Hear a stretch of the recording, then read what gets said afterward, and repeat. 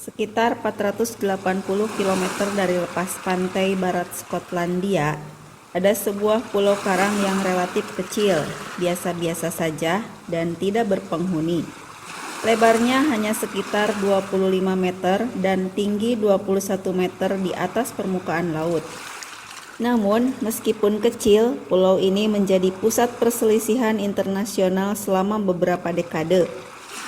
4 negara Eropa, Inggris, Irlandia, Islandia, dan Denmark berusaha keras untuk menjadi pemilik pulau tersebut. Mengapa 4 negara begitu tertarik pada sebongkah batu yang terisolasi? Apa yang membuat pulau karang itu tampak begitu istimewa?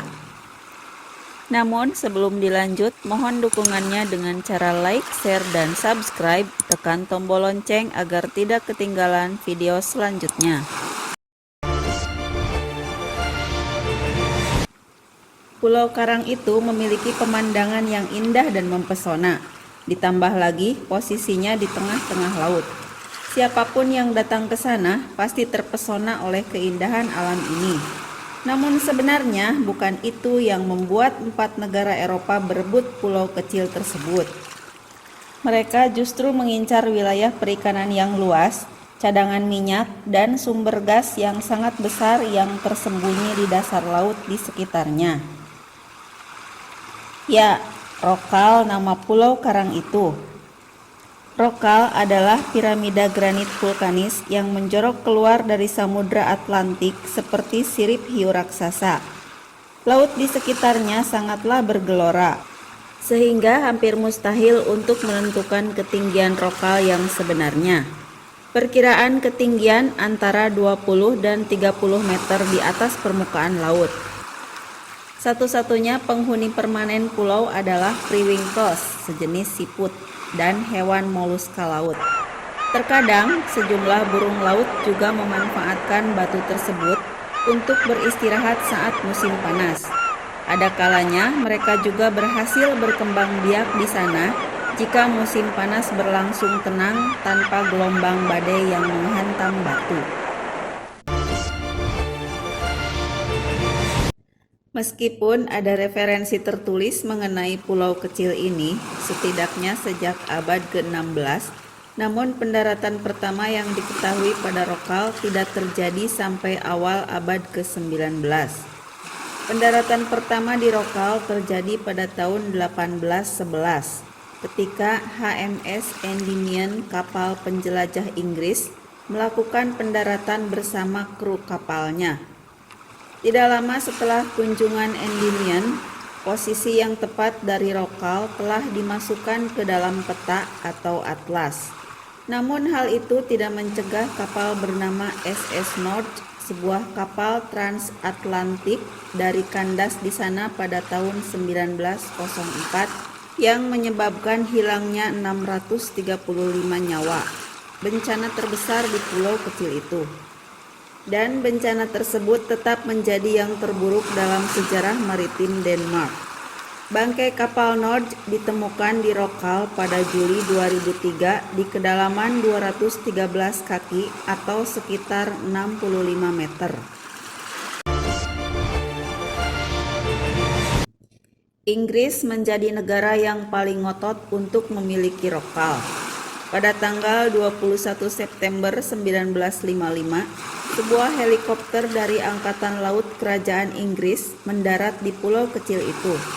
3 tentara dan seorang ilmuwan kemudian ditugaskan untuk tinggal di sana sementara waktu. Mereka mengibarkan bendera kerajaan dan memasang plat semen yang bertuliskan kepemilikan pulau sebagai klaim ambil alih Rokal atas nama Yang Mulia Ratu Elizabeth II. Pada tahun 1972, The Island of Rokal Act bahkan disahkan oleh parlemen, yang secara resmi menyatakan pulau itu sebagai bagian dari Britania Raya. Undang-undang parlemen Inggris ini secara resmi memasukkan Pulau Rokal ke dalam wilayah Inggris untuk melindunginya dari klaim Irlandia dan Islandia. Namun, klaim itu tidak pernah diakui secara resmi oleh negara lain. Ambisi Kekaisaran Inggris untuk memiliki rokal mengalami kemunduran dengan munculnya ratifikasi hukum laut internasional pada tahun 1982 yang menyatakan bebatuan yang tidak dapat menopang tempat tinggal manusia atau kehidupan ekonominya tidak akan memiliki zona ekonomi eksklusif atau landas kontinen. Ratifikasi itu secara tegas memastikan rokal tidak bisa dimiliki oleh negara manapun. Begitupun tidak ada yang bisa mengklaim kekayaan laut, sumber daya gas, dan cadangan minyak yang ada di sekitar rokal. Untuk membuktikan rokal dapat dihuni oleh manusia, Inggris sampai pernah menugaskan mantan tentara SAS, Tom McLean, untuk tinggal di atas bongkahan batu tandus itu selama 40 hari pada tahun 1985. Sialnya, hal ini pun tak cukup membuatnya diakui secara internasional. Keinginan Inggris untuk memiliki pulau tersebut gagal total.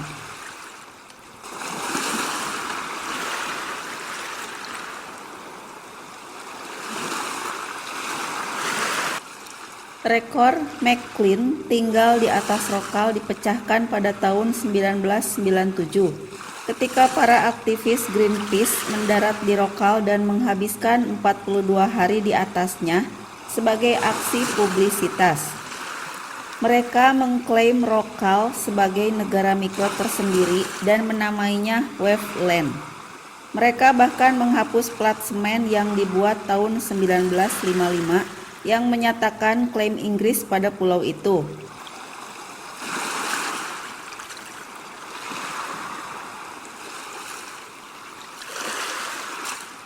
Sikap Inggris yang berlebihan dalam upaya menguasai rokal tidak diterima dengan baik oleh banyak orang di Irlandia. Kekonyolan Inggris demi memiliki rokal lantas menginspirasi grup musik Irlandia, Wolf Tones, menciptakan lagu patriotik yang berjudul Rock on Rokal. Oh, rock on, you'll never fall. Oh, rock on, you'll never fall. Rokal tidak akan pernah jatuh di tangan serakah orang Inggris, dan Anda akan menemui perlawanan yang sama seperti yang Anda temukan di banyak negeri. Begitu tulis Wolf Tones dalam liriknya.